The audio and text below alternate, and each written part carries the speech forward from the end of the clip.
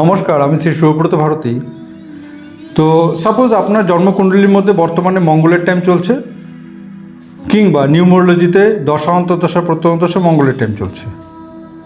তো আপনি কিভাবে সেই টাইমটাকে বুঝতে পারবেন বা রিয়ালাইজ করবেন?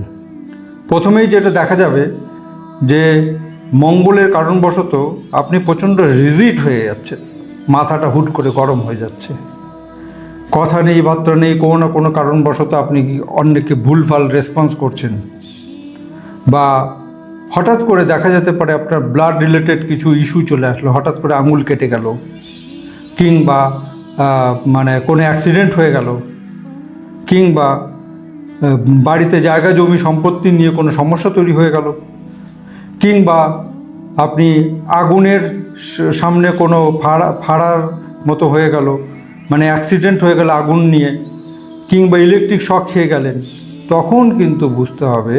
কিংবা আপনার বাড়ির সাউদার্ন যে জোনটা আছে সেই জোনটা কোনো রকমভাবে ডিস্টার্ব হয়ে গেল, অর্থাৎ সেখানে হয়তো কুয়ো বানিয়ে ফেললেন, কিংবা সেখানে হয়তো ব্লু কালার করে দিলেন।